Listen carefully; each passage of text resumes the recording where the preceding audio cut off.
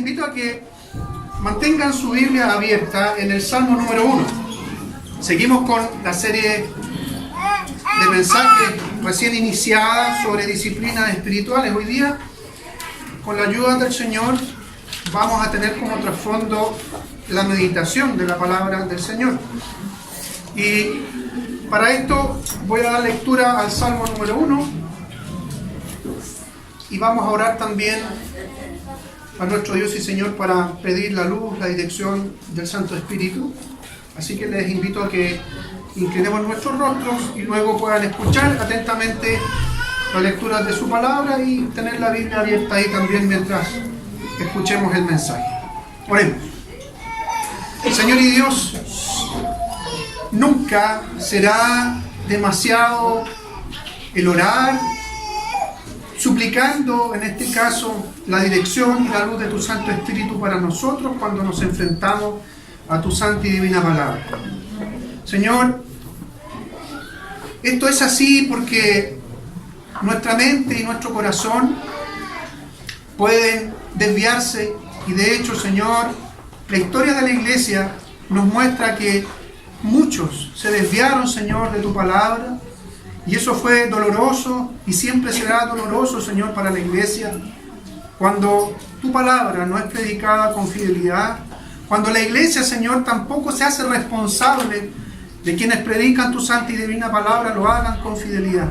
Señor, por eso con temor delante de ti oramos hoy día para que tú me puedas dirigir, para que tú, Señor, me puedas usar, que tu Santo Espíritu, Señor, me ayude, dé claridad a mis palabras, de tal manera, Señor, que la palabra predicada sea tu palabra hablada, Señor, a cada uno de nosotros. Que el Santo Espíritu también pueda dirigir a mis hermanos, para que esa palabra oída, esa palabra meditada, sea por todos nosotros llevada a cabo, llevada a la práctica. Señor, gracias una vez más por esta hermosa ocasión que nos das cada primer día de la semana de poder rendirte culto todos juntos. Oramos en el nombre de Jesús, nuestro Señor y nuestro Salvador. Amén. Dice así la palabra del Señor. Dichoso el hombre que no sigue el consejo de los malvados, ni se detiene en la senda de los pecadores, ni cultiva la amistad de los blasfemos, sino que en la ley del Señor se deleita y día y noche medita en ella. Es como el árbol plantado a la orilla de un río, que cuando llega su tiempo da fruto y sus hojas jamás se marchitan. Todo cuanto hace prospera. En cambio los malvados son como paja arrastrada por el viento. Por eso no se sostendrán los malvados en el juicio, ni los pecadores en la asamblea de los justos. Porque el Señor cuida el camino de los justos, mas la senda de los malos lleva a la perdición. Bendita es la palabra del Señor. Amén.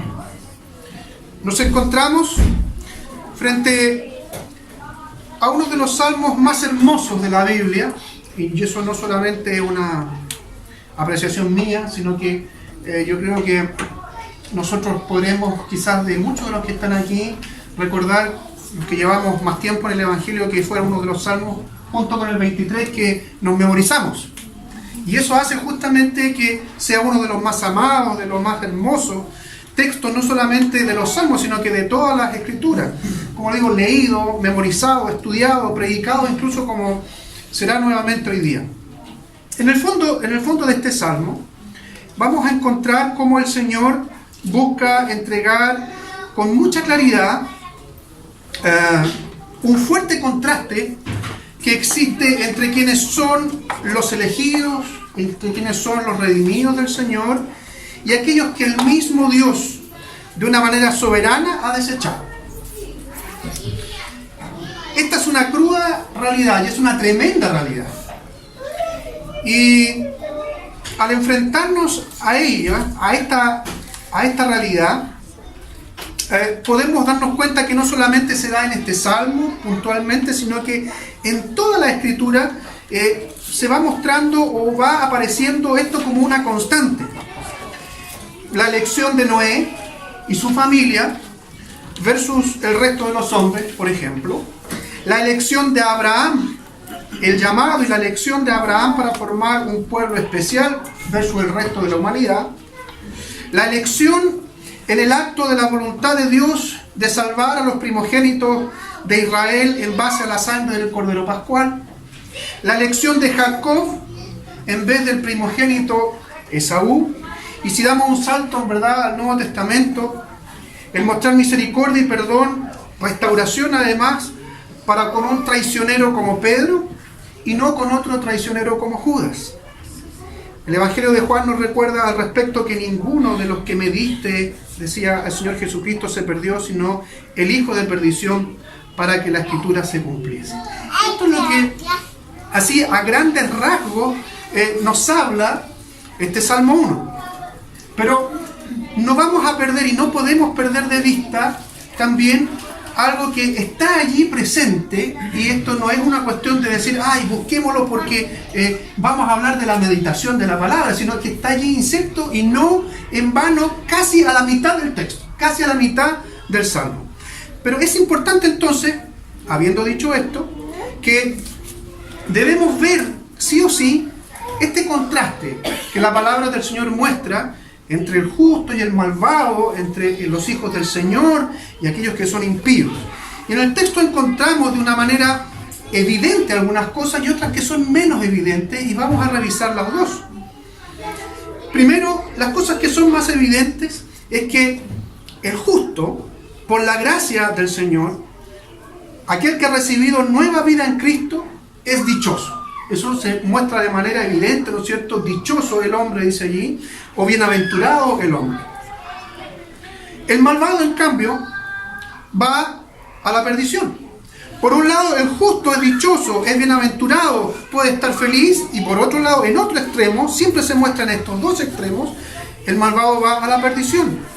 El justo, según el texto, es cuidado, es pastoreado por el gran pastor de las ovejas. No es cuidado por cualquier persona, sino que por Dios mismo. El texto nos muestra ahí, ¿no es cierto?, que el Señor conoce, que el Señor de alguna manera también cuida el camino de los justos. En el otro extremo está el malvado, que es dejado a su propia suerte. El justo, por los cuidados y protección de Dios, es como un fuerte, es como un turgente y saludable árbol que crece junto a los cauces de agua. En el otro extremo, el malvado es como paja arrastrado por el viento. Este es un contraste muy fuerte. Fíjense que la Escritura muestra que el justo es como un árbol, una planta, ¿no es cierto?, fuerte. Nosotros las podemos imaginar así, yo creo que todos hemos podido pasear por la orilla de un estero, o por último de una acequia o de un canal donde hay un árbol ahí, ¿no es cierto?, y cómo crece. Pero también nos hemos dado cuenta por el contraste que habla de la paja. La Reina Valera 1960 ocupa, ¿no es cierto?, el término tamo, pero está apuntando a algo que es de desecho, el desecho de una planta que ya murió. Y de hecho, estrictamente hablando, la paja es un subproducto o un producto justamente de plantas muertas, que se usa, de plantas muertas en este caso como la cebada o el trigo, que se usa en el mejor de los casos como un forraje de muy mala calidad, porque muchos creen, mira, hay fardos de paja de trigo, pero eso lo usan a veces como forraje de muy mala calidad, o para hacer el sustrato de un establo donde se guardan los animales, o simplemente para ser quemada. Se fijan el contraste, un árbol que crece robusto, turgente, en cambio los malos, los malvados, son como esta paja que el viento la lleva. Los justos comparecerán sin temor delante del Todopoderoso, confiados en la obediencia y méritos del Cordero de Dios, el abogado que tenemos ante el Padre. En cambio, en el otro extremo, los malvados, dice el texto, ni siquiera podrán sostenerse ante el justo y terrible juicio del Dios Santo. Hasta aquí podríamos decir que, en resumen, por un lado, se expresa la felicidad, se expresa la santidad de aquel que lleva una vida piadosa, entendiendo esta vida como aquella vida en una adoración constante y de un modo correcto según la voluntad de Dios, en contraste con la pecaminosidad, con la desgracia del hombre impío. Ahora, hermanos, es de crucial importancia darnos cuenta que este contraste entre el piadoso, entre quienes son del Señor y el impío, o entre el justo y el malvado, está dada por la palabra del Señor, o como el texto la llama, la ley del Señor. Entonces, es necesario que tengamos que preguntarnos cómo vive el impío, cómo vive el malvado en relación con la ley de Dios o con la palabra de Dios, y cómo lo hace el justo. Aquí entramos a ver el contraste menos evidente en el texto, pero que está en estrecha relación con la meditación de la palabra, que es esa disciplina espiritual de la cual nos vamos a ocupar hoy día. Hablemos del malvado, hablemos del impío, de aquellos que son desechados por el Señor. Dice la palabra del Señor que él o que estos no siguen el consejo de Dios. No siguen el consejo de Dios por medio de su palabra. Porque al malvado, al impío, no le interesan las advertencias, no le interesan las amonestaciones, no le interesan las amenazas, menos la guía de la ley de Dios. Al contrario, el impío sigue el consejo de su propio corazón, y que la Escritura nos recuerda una y otra vez, de una manera implícita, de una manera explícita, que el corazón es engañoso y perverso. El impío sigue justamente el consejo de su propio corazón, y además, junto con eso, los dictámenes del corazón de aquellos que, al igual que él, tienen como destino final la muerte. Pero no la muerte física solamente, sino que la muerte eterna. Entonces, el malvado, lejos de seguir el consejo de la palabra del Señor, no interesarle por ningún motivo esto, sigue los consejos de su propio corazón y además de sus amigos malvados, impíos como él, que le aconsejan. El malvado no camina por la senda estrecha, pues no ha sido puesta en ese camino o en esa senda, sino que marcha con un paso firme por la senda de los pecadores, que es espaciosa, al igual que la puerta por donde entró es ancha. Pero esta puerta ancha y camino espacioso, nos recuerda allí Mateo capítulo 7, lleva a la perdición, y muchos son los que entran justamente por esta puerta y caminan por este camino. Jeremías, el profeta, hablando en contra de los profetas engañadores y malvados, dice de parte del Señor lo siguiente: impíos son los profetas y los sacerdotes, aún en mi propia casa encuentro su maldad. Por eso su camino, ¿cómo va a ser? Resbaladizo.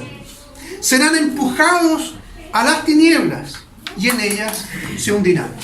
Esto fue uno de los textos que usó el famoso predicador Jonathan Edwards, predicando ese sermón terrible, pecadores en las manos de un Dios airado. Además de ello, los malvados o el malvado disfruta en cultivar la amistad con otros blasfemos, igual que él.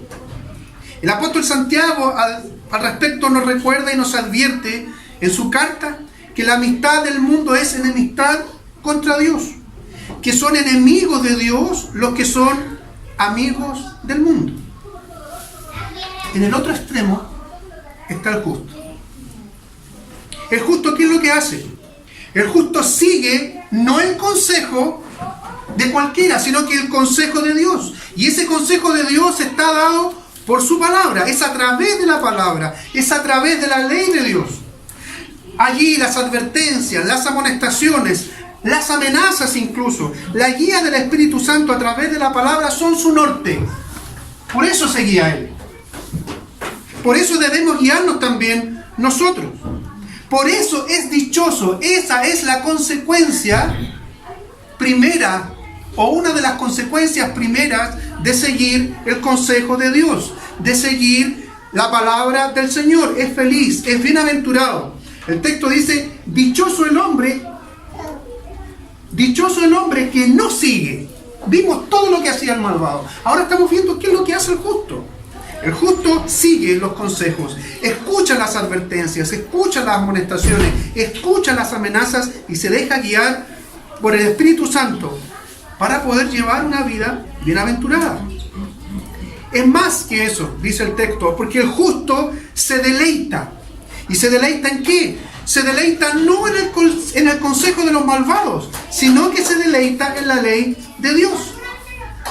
Tanto así, tanto se deleita, como el salmista dice y puede decir, y quizás nosotros debiésemos también decir, y aquí tenemos que probarnos a nosotros mismos al respecto: cuánto amo yo tu ley, todo el día medito en ella.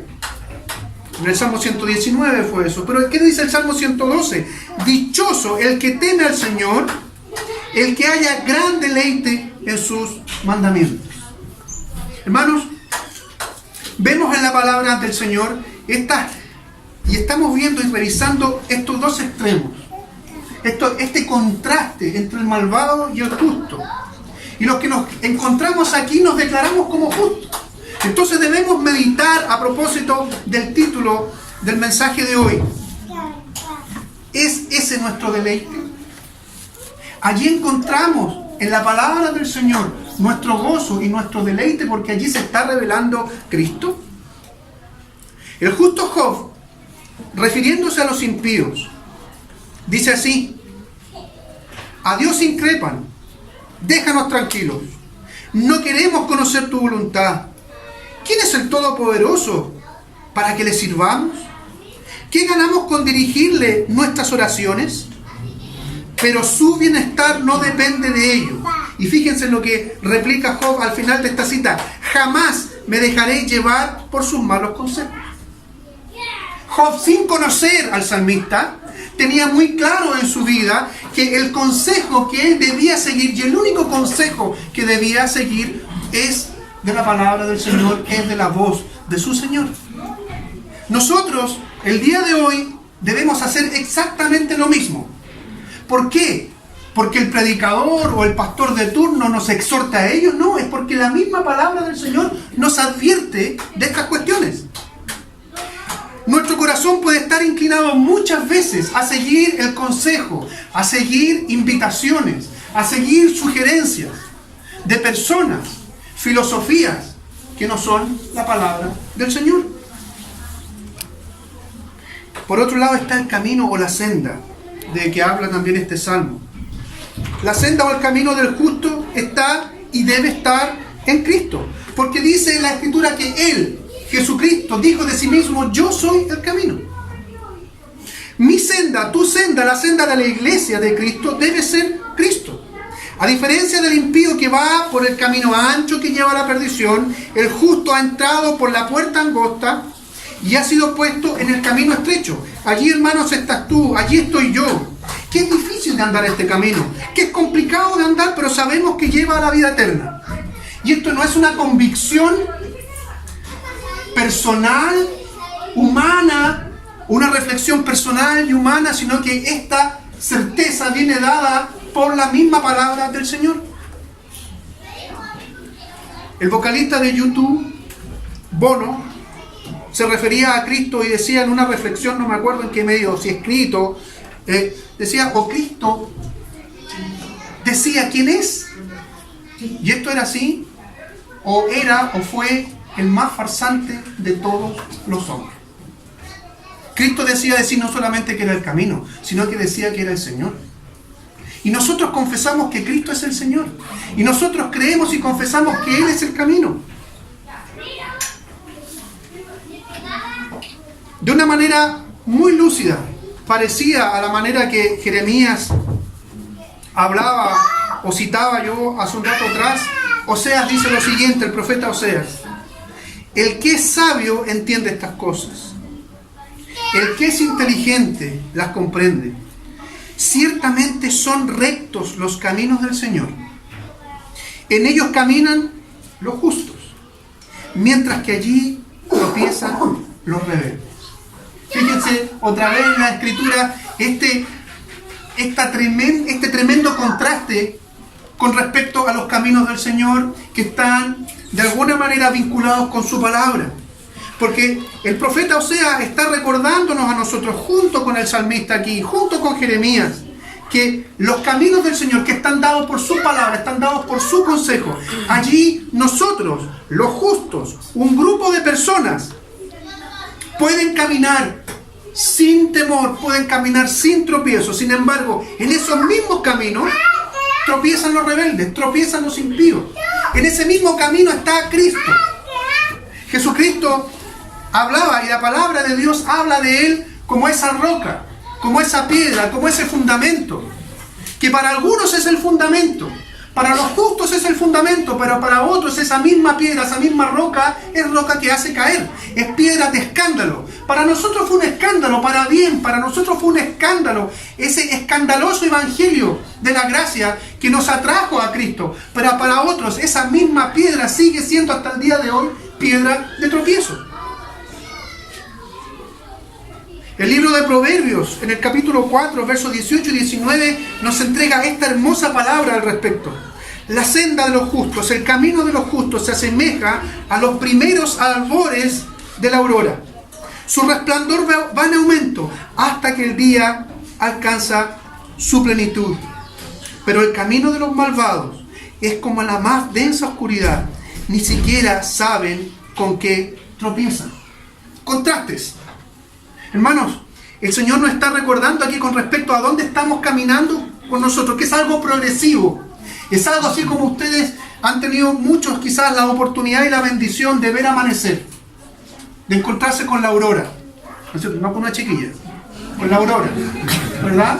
Está amaneciendo, está comenzando a iluminar el sol. Y eso va avanzando, la luminosidad va avanzando, hasta que el día es perfecto, hasta que llega el sol a su cenit, hasta que está el día a plena luz. Nosotros vamos caminando así por un camino hasta que lleguemos a estar con nuestro Señor en gloria. En contraste está justamente este camino de los malvados, como acaba de leer, ¿no es cierto? Acabo de citar Proverbios, que están en la más densa oscuridad y que ni siquiera saben con qué tropiezan. Pero además, el justo confía plenamente en el más fiel y mejor amigo. Este es Cristo. El justo no cultiva la amistad con los blasfemos y con los impíos. No comulga con ellos, sino que tiene un gran amigo. La palabra del Señor nos recuerda que este amigo, y cuán importante, es este amigo, en relación a la palabra, en relación a su palabra, con esta amistad que todos nosotros debemos cultivar. El Evangelio de Juan capítulo 15, los versos 14 y 15, nos dice así: nadie tiene amor más grande que el dar la vida por sus amigos. Ustedes son mis amigos si hacen lo que yo les mando. ¿Cuál es la razón de que yo los llamo amigos? Dice el texto: ya no los llamo siervos, porque el siervo no está al tanto de lo que hace su amo. Los llamo amigos, o los he llamado amigos, porque todo lo que a mi Padre le oí decir, se los he dado a conocer a ustedes. Camino, una senda, el consejo, con quién cultivar la amistad, el justo lo debe o lo debemos tener muy claro. Recordaba mientras preparaba el sermón un par de himnos que están en nuestro himnario. Uno tiene como título Un amigo es más que hermano, y parte de una estrofa o un par de estrofas dice así: un amigo es más que hermano. ¿Quién es? Cristo el Señor, quien llevó en su cuerpo humano nuestro dolor. Y agrega: hoy, ayer y por los siglos, Cristo el Señor es el mismo fiel amigo. Ven, pecador. Y otro del famoso autor John Newton, este autor del himno que nos gusta a muchos, quizás la gran mayoría lo encuentran uno de los himnos más hermosos, Sublime Gracia. En un himno menos conocido de él dice el título: cuán dulce el nombre de Jesús. Dice esto Newton, ¿no es cierto?, en este himno: Jesús, mi amigo y mi sostén, bendito Salvador, mi vida y luz, mi eterno bien, acepta mi nombre. O sea, no solamente es amigo, sino que es el Señor. Nos damos cuenta entonces que el contraste entre el justo y el impío, entre quienes son del Señor y quienes han sido rechazados por el mismo Señor, está dado por el sustento que el mismo Dios da por medio de su palabra. Su palabra es la clave, su palabra está en el centro, su palabra está aquí en el texto que hemos leído. La palabra meditada es el sustento del justo. La palabra meditada debe ser nuestro sustento. Encontramos aquí 4 palabras o expresiones claves en la diferencia que Dios hace con los que son suyos respecto de los impíos. Y todas estas están en relación con la primera y gran discriminación que hay entre los justos y los malvados. Si ustedes van y se fijan en el texto, en el verso número 2, sino que la ley del Señor está su delicia. Después dice en el verso 4, en cambio. Y después en el verso 5, por eso. El justo no solo se deleita en la ley o palabra de Dios, sino que medita constantemente en ella, día y noche. ¿Acaso no es lo mismo que el Señor le dice a los padres, o están exactamente en el mismo contexto en Deuteronomio 6, cuando le dice, y la repetirás a tus hijos, cuando te levantes y cuando te acuestes? Esto, hermanos, no es una casualidad que en la Escritura se repitan una y otra vez estas advertencias o estas amonestaciones. Y este repetir, que dice Deuteronomio 6, no es una cuestión de un rezo, sino que tenía que ver con que los niños, desde la más tierna infancia, pudiesen comprender quién era ese Dios de Israel, quién era ese que lo sustentaba, como recordaba Ariel, agarré una cola de la clase, quién era ese que, a pesar de las circunstancias difíciles, a pesar de los momentos de angustia del pueblo de Israel, estaba allí. Ese era el Dios que debían conocer los niños de Israel. Ese es el Dios que deben conocer nuestros hijos. Y es una responsabilidad nuestra, de los padres, que nuestros hijos comiencen a entender que no solamente deben leer la Escritura, no solamente la deben memorizar, como muchos de nosotros memorizamos el Salmo 1, el Salmo 23, sino que debemos meditar en las Escrituras, saber qué es lo que Dios nos está diciendo a través de ellas. Entonces el justo no solo se deleita en la ley o la palabra de Dios, sino que medita. Y medita constantemente en ella. Por eso que dice la Escritura día y noche. Esta disciplina hace que la palabra de Dios, como medio de gracia que es, haga su trabajo en nosotros. Los medios de gracia tienen, o el Señor los dejó con el objetivo de que nuestra fe se fortalezca, de que nuestra fe se afiance, de que nuestra fe siga echando raíces en nuestra vida. Y esto, hermanos, debe darse de una manera no solamente individual, como aparentemente dice el texto, o da a entender el texto, sino que esto también debe darse de una manera colectiva. En esto nos ayuda mucho nuestra propia confesión de fe. Cuando habla de la iglesia, en el capítulo que habla de la iglesia, dice así: las iglesias particulares o las iglesias locales, que son parte de la iglesia universal, son más o menos puras, según se enseñan y reciben en ellas la doctrina del Evangelio. Es decir, esta meditación o esta disciplina de la meditación no solamente tiene que ver con uno en lo personal como parte del cuerpo de Cristo, sino que también tiene que ver con el cuerpo entero. Nos damos cuenta lo fundamental entonces que es tanto para la comunidad la palabra meditada, para ser enseñada con poder del Espíritu, necesariamente tiene que ser meditada. Porque si no, alguien se pararía al frente de la congregación y recitaría como loro algo. Debe ser meditada. La palabra del Señor recibida por ustedes debe ser meditada. ¿Se acuerdan ustedes que hace un par de años atrás, 2 años puede haber sido, sí, un par, o un año y medio quizá, o un poco más, se estuvo enseñando, estuvimos aprendiendo sobre la Lectio Divina? ¿Se acuerdan ustedes, no? Hace 2 años atrás. ¿Te acuerdas mucho más o menos? 2 años atrás o 3 años atrás, no recuerdo.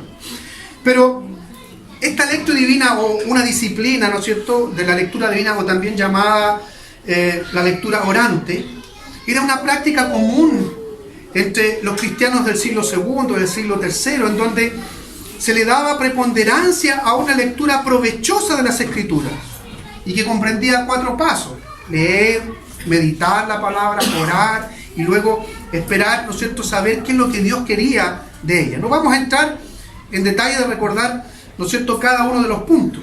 Pero ¿por qué cito esto?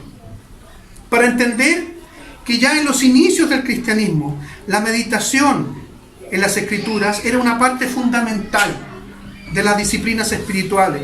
De manera que el cristiano gozara de una fe robusta, basada en las convicciones de la misma Escritura, que era inspirada o que es inspirada por el Espíritu Santo. Y esta fe no solamente robusteciera la vida individual, la vida personal, sino que la vida de la congregación toda. Se dice que Orígenes fue el primero en usar este término. Y él decía lo siguiente: para leer la Biblia con provecho es necesario hacerlo con atención, constancia y oración. Hermanos, el texto que teníamos entre manos, este Salmo número 1, que nosotros muchas veces lo hemos recitado, muchas veces lo hemos recordado de memoria porque lo aprendimos así, nos está enseñando dentro de muchas cosas una central y una fundamental. La palabra del Señor, no solamente leída, sino que de manera especial meditada, debe ser el centro de nuestra vida devocional, el centro de nuestro diario vivir. Recordando, y cito otra vez las palabras de Orígenes, hay que hacerlo con atención, hay que hacerlo con constancia y oración. Por tanto, debemos rogar al Señor. ¿Para qué? Para que pulamos, para que el Señor a través de su Santo Espíritu y su misma palabra nos vaya puliendo para la necesaria disciplina de meditar en su santa y bendita palabra. Y que esto redunde en vidas piadosas que van a redundar en beneficio de la iglesia. Y si la iglesia lleva una vida piadosa, una vida de santidad, esto necesariamente y como consecuencia va a redundar en un impacto en la sociedad, en un impacto en el barrio, en un impacto en tus compañeros de trabajo, en un impacto en tus compañeros de estudio, etc. Y debemos rogar a Dios que pula esta disciplina en nuestra vida. Y si esta disciplina está descuidada, volver a tomarla. Porque hemos visto, es necesaria, es fundamental. Si hacemos esto, el Señor va a ser honrado. Si hacemos esto, el Señor va a ser exaltado en todo. Hermanos, para terminar, hagamos nuestras las palabras del salmista en el Salmo 19, pero ahora en el verso número 11. Lo puede buscar allí. Recuerdo cuando estudié en Temuco, en la universidad, participaba en una iglesia muy pequeñita, una iglesia presbiteriana allá. Y había un niñito pequeño en ese tiempo, hoy día debe tener unos 27, 30 años. Y cuando quise poner este texto para el final, me acordé de él. Y al final de la escuela bíblica salió adelante él, ¿no es cierto?, para decir el verso que se había aprendido de memoria, según la Reina Valera. El texto en la NBI dice: en mi corazón atesoro tus dichos para no pecar contra ti. Este chiquillo decía, y yo me acuerdo con mucha gracia, y decía, apenas podía hablar: en mi corazón he guardado tus dichos para no pecar contra ti. Hermanos, este niño sabía que algo tenía que guardar para no pecar contra el Señor. Hoy día, él lo debe saber y lo debe tener muy claro. Nosotros tenemos que tenerlo muy claro. La palabra del Señor meditada lleva también a una santidad de vida, a una vida de piedad. Y si nosotros en nuestro corazón atesoramos los dichos del Señor, atesoramos la palabra del Señor meditada, no solamente para guardarla y hacer crecer, entre comillas, nuestra sabiduría, el conocimiento, ese conocer nada más de la palabra de Dios, sino que atesorar la palabra, atesorar los dichos del Señor, para que nuestra vida siga en una continua transformación de acuerdo al carácter de Dios, porque al final de cuentas, la iglesia completa, la iglesia individual, tú y yo, nuestro motivo de vivir debe ser declarar, y no solamente declarar, sino querer mostrar y reflejar el carácter de Dios en nuestra vida. Y para eso En nuestro corazón debemos atesorar los dichos del Señor. ¿Para qué? Para no pecar contra Él. Recuérdese de esto. Recuérdese de este chiquillo. En tu corazón he guardado tus dichos. Usted lo cambia por dichos para no pecar contra ti. Y que sea el Señor fortaleciéndonos en esto. Que sea el Señor a través del Espíritu Santo animándome a tener una vida no solamente de oración, sino que de meditación constante de su santa y divina palabra. Oremos. Señor y Dios,